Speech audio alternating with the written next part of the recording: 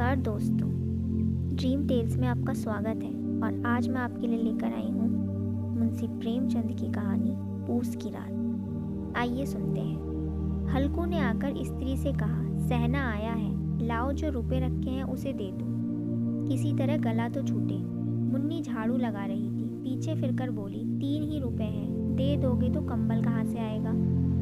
माघ फूस की रात हार में कैसे कटेगी, उससे कह दो फसल पर दे देंगे, अभी नहीं है। हल्कू एक क्षण अनिश्चित दशा में खड़ा रहा। पूस सिर पर आ गया। कंबल के बिना हार में रात को वह किसी तरह सो नहीं सकता, मगर सहना मानेगा भी नहीं। घुड़कियाँ जमाएगा, गालियाँ देगा, बला से जाड़ों में मरेंगे, बला तो सिर से टल जाएगी। यह सोचता हुआ वह अपना भारी भरकम डील लिए हुए स्त्री के समीप आ गया और खुशामद करके बोला, दे दे, गला तो छूटे, कंबल के लिए कोई दूसरा उपाय सोचूंगा।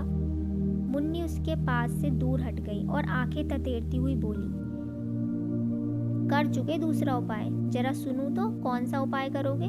कोई खैरात दे देगा कंबल, न जान कितनी बाकी है जो किसी तरह चुकाने ही नहीं आती। मैं कहती हूँ तुम क्यों नहीं छोड़ देते खेती, मर मर काम करो, उपज हो तो बाकी दे दो, चलो छुट्टी हुई। बाकी चुकाने के लिए ही तो हमारा जन्म हुआ है, पेट के लिए मजूरी करो, ऐसे खेती से बाज आए, मैं रुपए न दूंगी। हल्कू उदास होकर बोला, तो क्या गाली खाऊं। मुन्नी ने तड़प कर कहा, गाली क्यों देगा, उसका क्या राज है। मगर यह कहने के साथ ही उसकी तनी हुई भौहें ढीली पड़ गईं। हल्कू के उस वाक्य में जो कठोर सत्य था, वह मानो एक भीषण जंतु की भांति उसे घूर रहा था। उसने आकर आले पर से रुपए निकाले और लाकर हल्कू के हाथ पर रख दिए। फिर बोली, तुम छोड़ दो अब किसे खेती, मजूरी में सुख से एक रोटी तो खाने को मिलेगी, किसी की धौंस तो न रहेगी। अच्छी खेती है, मजूरी करके लाओ, वह भी उसी में झोंक दो, उस पर धौंस भी झेलो। हल्कू ने रुपए लिए और इस तरह बाहर चला गया मानो अपना हृदय निकालकर देने जा रहा हो। उसने मजूरी से एक एक पैसा काटकर 3 रुपए कंबल के लिए जमा किए थे। वह आज निकले जा रहे थे। पूस की अंधेरी रात, आकाश पर तारे भी ठिठुरते हुए मालूम होते थे। हल्कू अपने खेत के किनारे ऊख के पानी की एक छतरी के नीचे बांस के खटाले पर अपनी पुरानी गाढ़े की चादर ओढ़े पड़ा कांप रहा था। घाट के नीचे उसका संगी कुत्ता जबरा पेट में मुंह डाले सर्दी से कूकू कर रहा था। दोनों में से किसी को भी नींद नहीं आ रही थी। हल्कू ने घुटनियों को गर्दन में चिपकाते हुए कहा, क्यों जबरा, जाड़ा लगता है, कहता तो था घर में पुराल पर लेटा रह, तो यहाँ क्या लेने आए थे। अब खाओ ठंड, मैं क्या करूँ, जानते थे ना यहाँ हलवा पूरी खाने आ रहा हूँ, दौड़े दौड़े आगे आगे चले आए, अब रो नानी के नाम को। जबरा ने पड़े पड़े दुम हिलाई और अपनी कूकू को दीर्घ बनाता हुआ कहा, कल से मत आना मेरे साथ, नहीं तो ठंडे हो जाओगे। यह पछुआ न जाने कहाँ से बर्फ लिए आ रही है, उठूं फिर एक चिलम भरूं, किसी तरह रात तो कटे। 8 चिलम तो पी चुका, यह खेती का मजा है। और एक भगवान ऐसे पड़े हैं जिनके पास जाड़ा आए तो गर्मी से घबराकर भागे। मोटे मोटे गद्दे, लिहाफ, कंबल, मजाल है जाड़े का गुजर हो जाए। तकदीर की खूबी, मजूरी हम करें, मजा दूसरे लूटें। हल्कू उठा, गड्ढे में से जरा सी आग निकालकर चिलम भरी। जबरा भी उठ बैठा। हल्कू ने चिलम पीते हुए कहा, पिएगा चिलम, जाड़ा तो क्या जाता है, हाँ जरा मन बदल जाता है। जबरा ने उसके मुंह की ओर प्रेम से झलकता हुआ आंखों से देखा। हल्कू, आज और जाड़ा खा ले, कल से मैं यहाँ पुराल बिछा दूंगा, उसी में घुसकर बैठना, तब जाड़ा न लगेगा। जबरा ने अपने पंजे उसकी घुटनियों पर रख दिए और उसके मुंह के पास अपना मुंह ले आया। हल्कू को उसकी गर्म सांस लगी। चिलम पीकर हल्कू फिर लेटा और निश्चय करके लेटा कि चाहे कुछ हो, अब की बार सो जाऊंगा। पर एक ही क्षण में उसके हृदय में कंपन होने लगा। कभी इस करवट लेटता, कभी उस करवट, पर जाड़ा किसी पिचास की भांति उसकी छाती को दबाए हुए था। जब किसी तर न रहा गया, उसने जबरा को धीरे से उठाया और उसका सिर को थपथपाकर उसे अपनी गोद में सुला लिया। कुत्ते की देह से न जाने कैसी दुर्गंध आ रही थी। वह उसे अपनी गोद से चिपटाए हुए ऐसे सुख का अनुभव कर रहा था जो इधर महीनों से उसे न मिला था। जबरा शायद यह समझ रहा था कि स्वर्ग यही है और हल्कू की पवित्र आत्मा में तो उस कुत्ते के प्रति घृणा की गंध तक न थी। अपने किसी अभिन्न मित्र या भाई को भी वह इतनी तत्परता से गले लगाता। वह अपनी दीनता से आहत न था जिसने आज उसे इस दशा को पहुंचा दिया। नहीं, इस अनोखी मैत्री ने जैसे उसकी आत्मा के सब द्वार खोल दिए थे और उसका एक एक अणु प्रकाश से चमक रहा था। सहसा जबरा ने किसी जानवर की आहट पाई। इस विशेष आत्मीयता ने उसमें एक नई स्फूर्ति पैदा कर दी थी जो हवा के ठंडे झोंकों को तुच्छ समझती थी। वह झपट कर उठा और छपरी से बाहर आकर भौंकने लगा। हल्कू ने उसे कई बार चुमकार कर बुलाया पर वह उसके पास न आया। हार में चारों तरफ दौड़ दौड़ कर भौंकता रहा। एक क्षण के लिए आ भी जाता तो तुरंत ही फिर दौड़ता। कर्तव्य उसके हृदय में अरमान की भांति ही उछल रहा था। 1 घंटा और गुजर गया। रात ने शीत को हवा से धधकाना शुरू किया। हल्कू उठ बैठा और दोनों घुटनों को छाती से मिलाकर सिर को उसमें छुपा लिया। फिर भी ठंड कम न हुई। ऐसा जान पड़ता था सारा रक्त जम गया है। धमनियों में रक्त की जगह हिम बह रही है। उसने झुककर आकाश की ओर देखा। अभी कितनी रात बाकी है। सप्तऋषि अभी आकाश में आधे भी नहीं चढ़े। ऊपर आ जाएंगे तब कहीं सवेरा होगा। अभी पहर से ऊपर रात है। हल्कू के खेत से कोई एक गोली के टप्पे पर आमों का एक बाग था। पतझड़ शुरू हो गई थी। बाग में पत्तियों का ढेर लगा हुआ था। हल्कू ने सोचा चलकर पत्तियां बटोरूं और उन्हें जलाकर खूब तापूं। रात तो कोई मुझे पत्तियां बटोरते देख तो समझे कोई भूत है। कौन जाने कोई जानवर ही छिपा बैठा हो, मगर अब तो बैठे नहीं रहा जाता। उसने पास के अरहर के खेत में जाकर कई पौधे उखाड़ लिए और उनका एक झाड़ू बनाकर हाथ में सुलगता हुआ उपला लिए बगीचे की तरफ चला। जबरा ने उसे आते देखा, पास आया और दुम हिलाने लगा। हल्कू ने कहा, अब तो नहीं रहा जाता जबरू, चलो बगीचे में पत्तियां बटोर कर तापें। टाटे हो जाएंगे तो फिर आकर सोएंगे।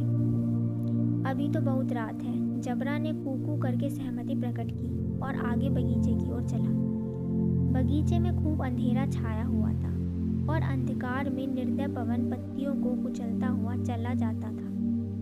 वृक्षों से ओस की बूंदें टप टप नीचे टपक रही थी। एकाएक एक झोंका मेहंदी के फूलों की खुशबू लिए हुए आया। हल्कू ने कहा, कैसी अच्छी महक आई जबरू, तुम्हारी नाक में भी तो सुगंध आ रही है। जबरा तो कहीं जमीन पर एक हड्डी पड़ी मिल गई, उसे चिचोड़ रहा था।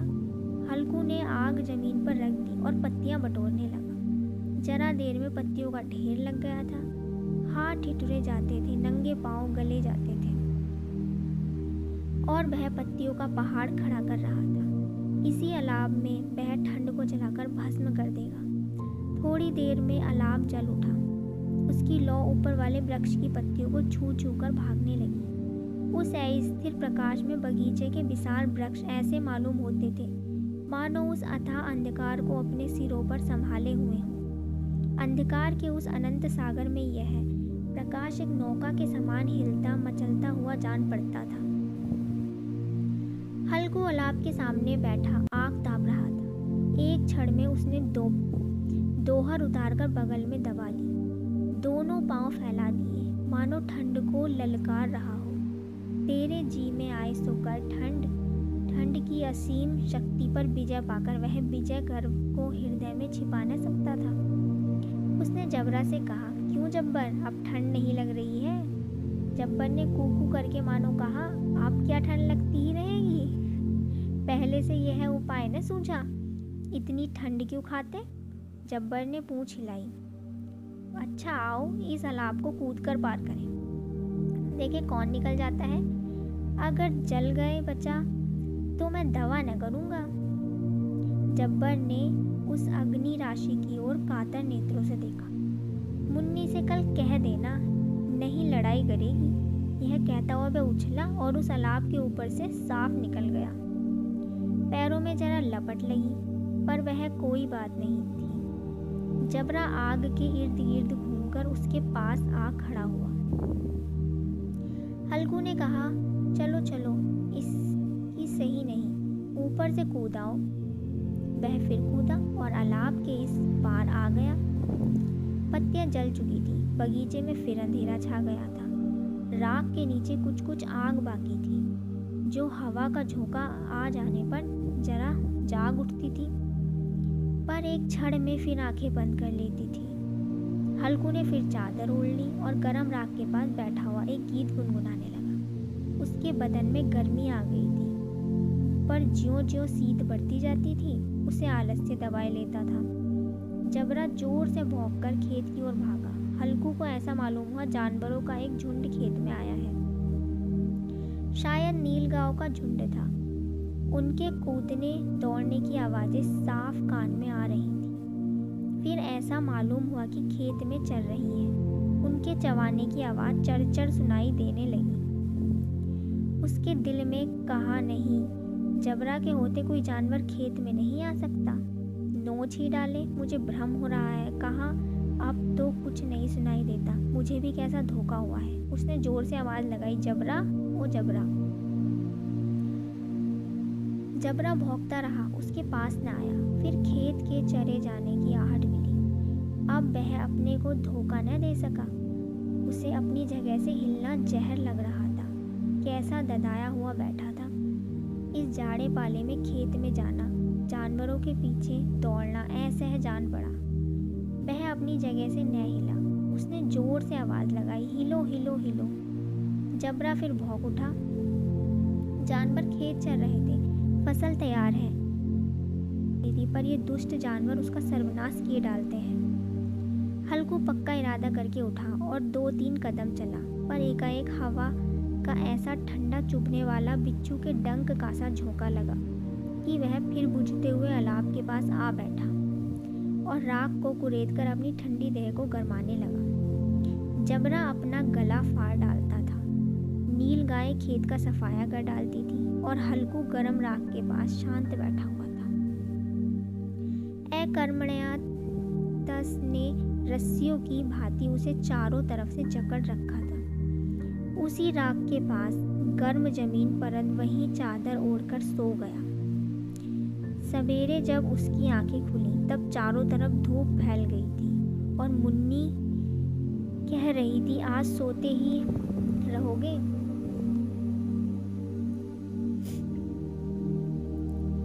तुम यहाँ आकर रम गए और उधर सारा खेत चौपट हो गया। हल्कू ने उठकर कहा, क्या तू खेत से होकर आ रही है? मुन्नी बोली, हाँ, सारे खेत का सत्यानाश हो गया। भला ऐसा भी कोई सोता है? तुम्हारे यहाँ मनैया डालने से क्या हुआ? हल्कू ने बहाना किया, मैं मरते मरते बचा। तुझे अपने खेत की पड़ी है?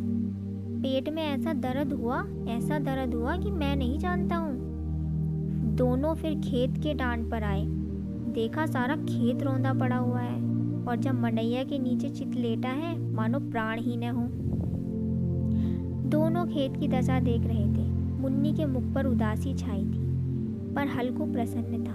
मुन्नी ने चिंतित होकर कहा, अब मजूरी करके माल गुजारी भरनी पड़ेगी। हल्कू ने प्रसन्न मुख से कहा, रात को ठंड में यहाँ सोना तो न पड़ेगा। दोस्तों, आपको ये कहानी पसंद आई होगी। अगर मेरी कहानी आपको पसंद आई है तो इसे लाइक करें, शेयर करें और मेरे चैनल को सब्सक्राइब करना ना भूलें। धन्यवाद।